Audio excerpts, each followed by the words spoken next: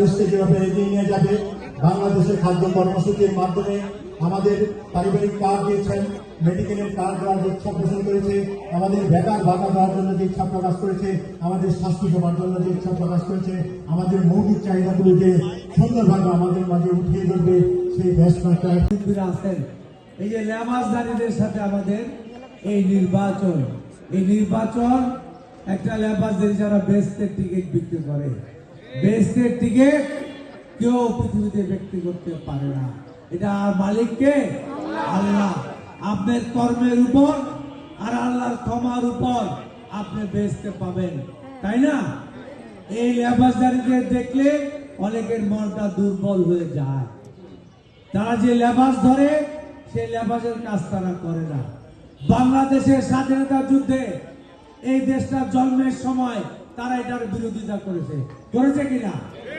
আলসাম রাজাকার তৈরি করেছে। জামাতের 4 জন মন্ত্রী ইয়াইয়ার ক্যাবিনেটে ছিল, তারা 30 লক্ষ মুক্তিযোদ্ধাকে হত্যায় সহযোগিতা করেছে। আমাদের 3 লক্ষ মামুনের ইজ্জত লুণ্ঠনে এই জামাতিরা সহযোগিতা করেছে।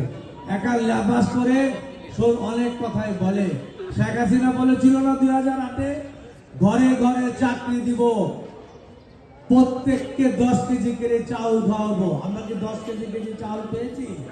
ঘরে ঘরে চাকরি পেয়েছি। কি পেয়েছি? ঘরে ঘরে লাশ পেয়েছি। তো সুতরাং আমরা আপনাদের সামনে আর বক্তব্য দিতে চাই না। দুপুরের খাবারের সময় দয়া করে ভোট কেন্দ্রে যাবেন। হ্যাঁ, গ্যাসের যে সমস্যাটা এটা আমাদের নলেজ আছে। ইনশাআল্লাহ অবৈধ যে লাইনগুলি